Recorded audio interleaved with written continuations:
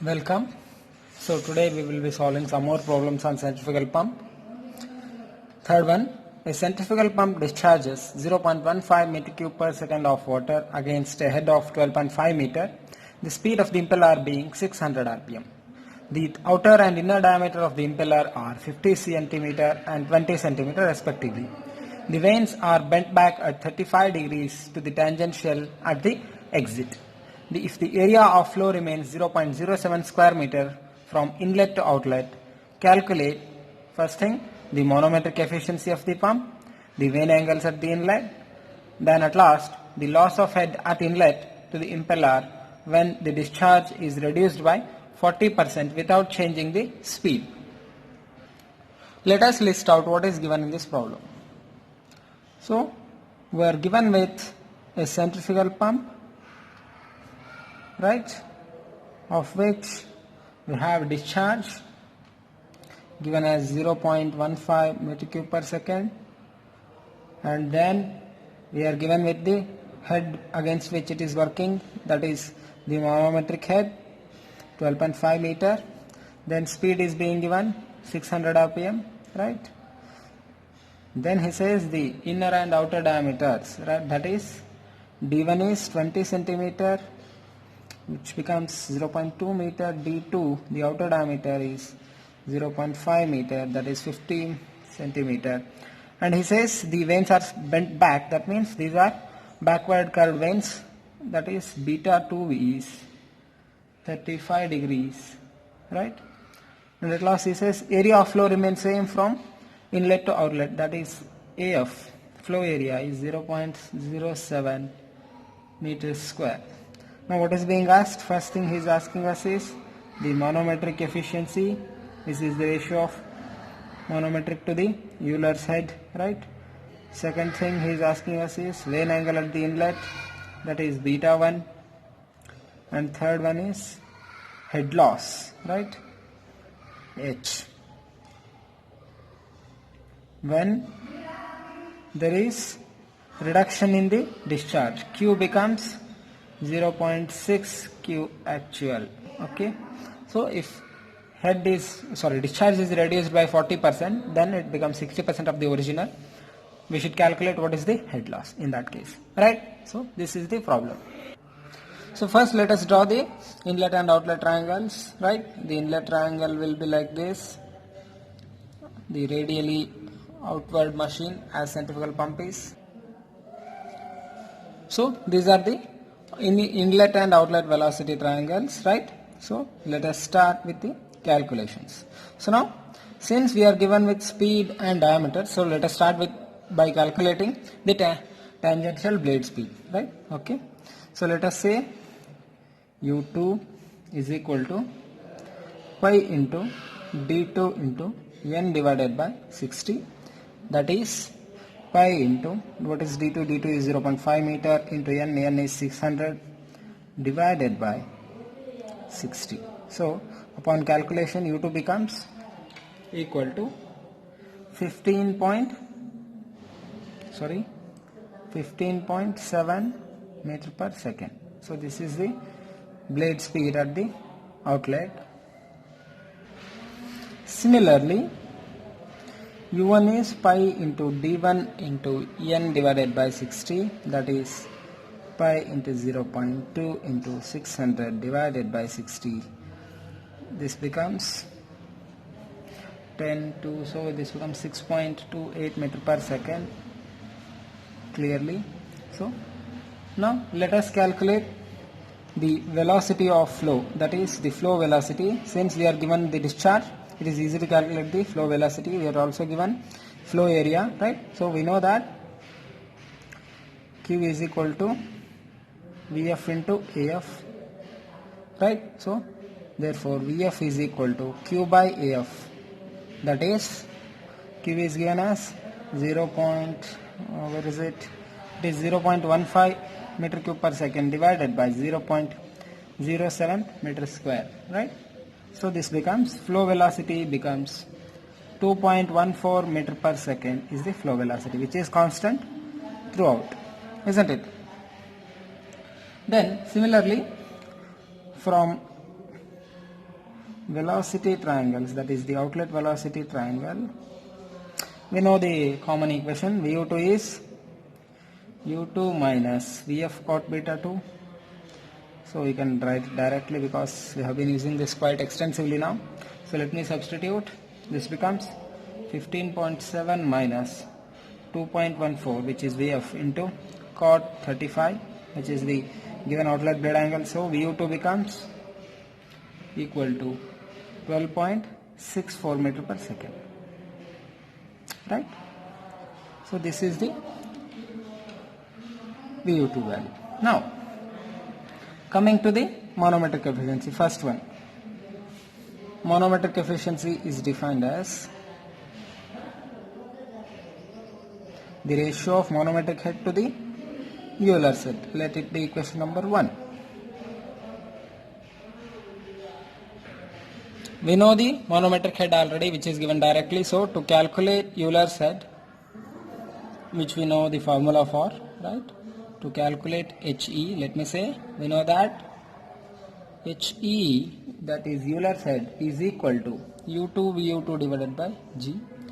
These things we have just calculated. U2, let us substitute the value 15.7 into VU2, just now calculated 12.64 divided by G, 9.81. So Euler's head will be 20.23 meter. Now equation 1 becomes, so let us say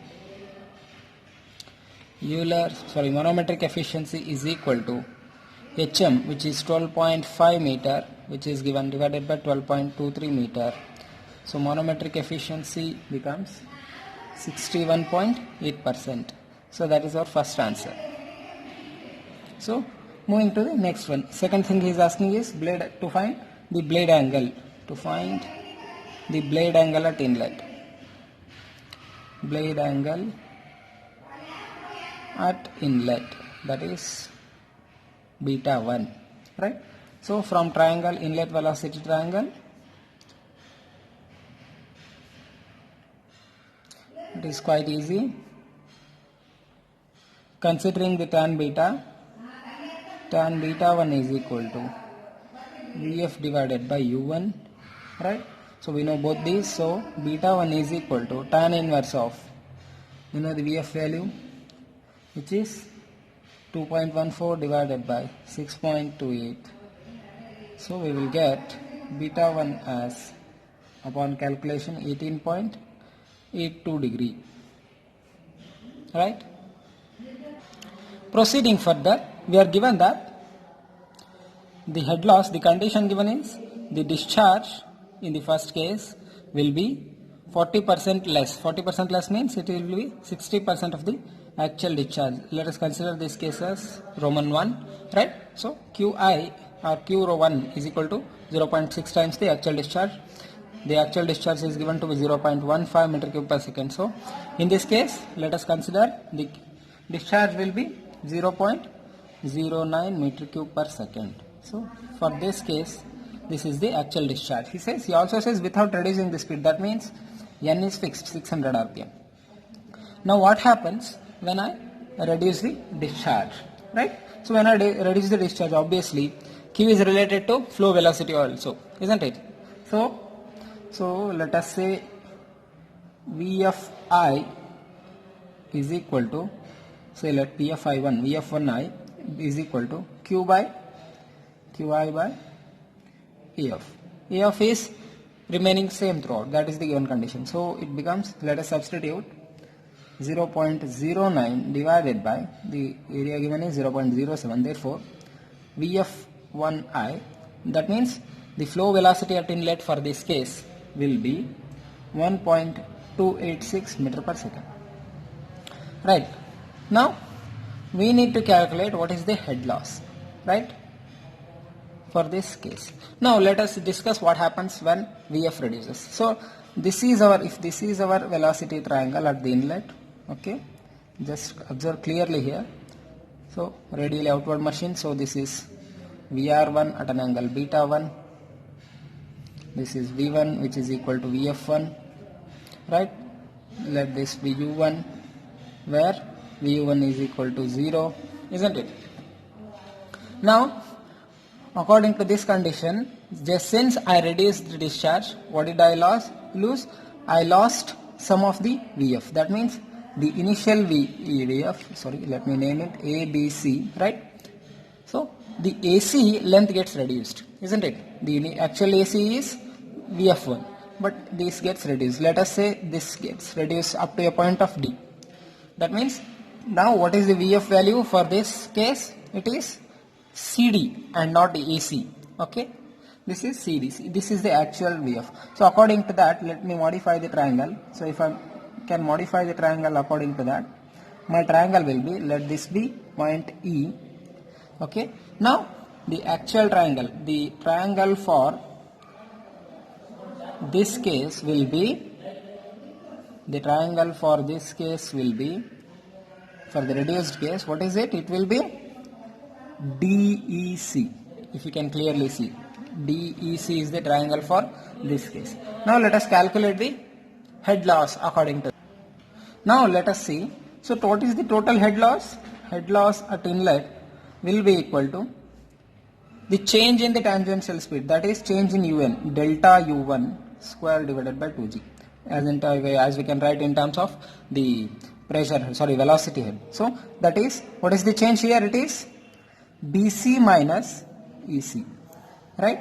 So that is the change divided by 2G whole square, right? So let me write as per the triangle, it becomes U1 square minus, sorry, U1 minus VF1 cot beta, so VF1I cot beta 1 whole square divided by 2G, isn't it? So what is U1? BC is definitely U1, as we know already.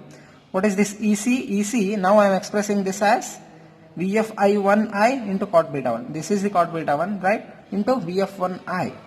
VF1I is where, let me write here clearly. VF1I is the VF1 for this case, which is equal to DC in the considered modified triangle as per the case. So let us write, it is 6.28 minus VF1 is 1.286 into cot of 18.82, this angle we just found out, whole squared divided by 2 into G value, that is 0.32 meter. So this is the head loss. So now in this problem we must understand one thing, that whenever the discharge is reduced without changing the speed, what happens? The flow velocity gets reduced. When flow velocity gets reduced, obviously the change in tangential velocity will happen. When the change in tangential velocity happens, there is head loss at the inlet. That we must understand. This is an actual case. Moving to the next problem. A centrifugal pump delivers water against a head of 20 meter at the rate of 50 liter per second. The radial velocity of flow here is constant and it is equal to 3 meter per second.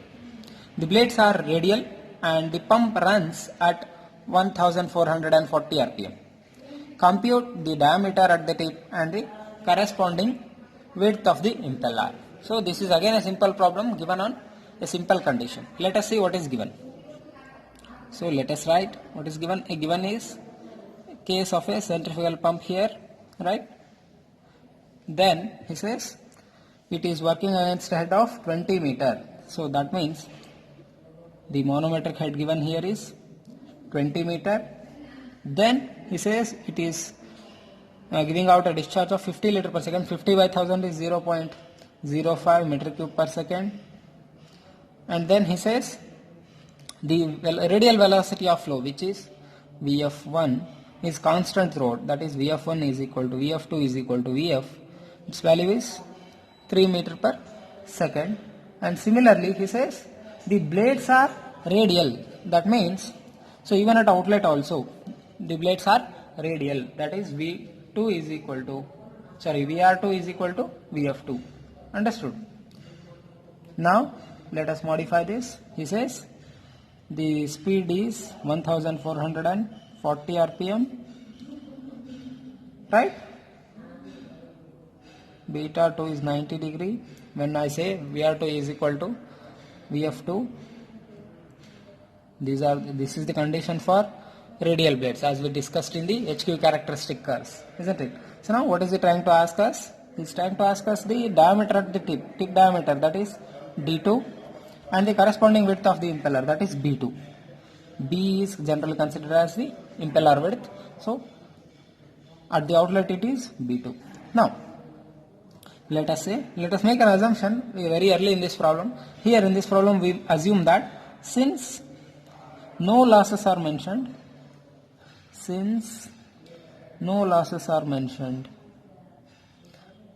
we assume correctly, even rightly so, we assume manometric efficiency to be 100%. Right? When manometric efficiency is 100%, obviously manometric head will be equal to the Euler cell. That is the condition. Right? So what happens when manometric head is equal to the Euler cell? Therefore I can write the same equation, I can write it as Euler cell I know already, U2 VU2 divided by G. Right? But so let us write the triangles now. So this is the inlet velocity triangle, as we are already familiar with this. For the case of the centrifugal pump, let this be V1 is equal to Vf1, let this be VR1 at an angle beta 1, let this be U1. Right? Now he says blades are radial at the outlet, that means Vf2 is equal to VR2, therefore this is V2 at an angle alpha 2. So beta 2, as we just wrote, is 90 in case of radial blades.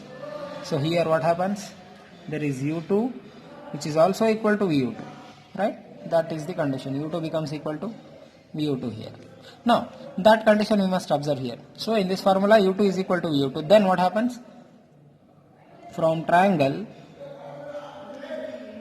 U2 is equal to VU2. Why U2 becomes is equal to VU2? Because the condition is blades are radial. When blades are radial, the outlet blade angle becomes 90 degree, isn't it? So U2 and VU2 becomes same. Therefore HM is equal to, which is also equal to HE, becomes U2 square divided by G, isn't it? So now let us find out what is U2.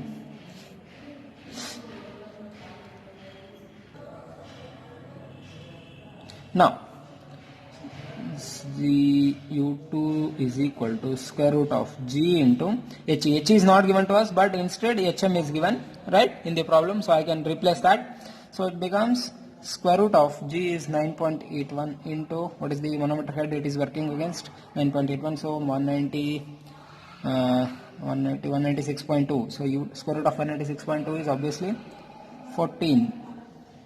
So the tangential blade speed at the outlet U2 is 14 meter per second. Now what we need to find out? To find out the tip diameter, which is D2. This is again an easy problem because we know the formula for this already, right? So we know that U2, what is U2? It is pi D2n divided by 60, isn't it? We are given the speed also. So now let us substitute this. So what we will get? We will get D2 is equal to 60 into U2 divided by pi into n. Right? We know all the values. 60 into U2 we just calculated, 14 divided by pi into n is 1440. So tip diameter will be 0.1857 meter. That is the tip diameter for this impeller. Similarly, to find the impeller width at outlet,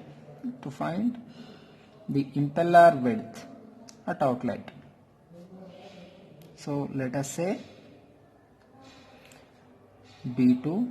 Again B2 we should calculate using the discharge formula. We know that already. So we know that Q is equal to AF into VF, isn't it? Q is directly mentioned in the problem. So now what is AF? It is pi into D2 into B2, isn't it? Into VF. So what we need to find out? B2 becomes equal to Q divided by VF into pi into D2. That is 0.05 divided by, what is VF value? VF value we just found out, isn't it? No, it is given to be 3 meter per second into pi into d2 we just find out 0.1857. Therefore, the width of the impeller at the outlet will become 0.0286 meter. Generally, it is advisable for you to keep all the values in SI units no matter what. Even though in actual practice we will replace them with centimeters, millimeters for our convenience purpose, still while you solve the problems, it is always advised to keep as it is in the SI units. Again, refreshing this problem, the only condition that is given in this problem is, which is of worth noting, is he says the blades are radial. So we need to find out this condition and then the problem becomes very easy.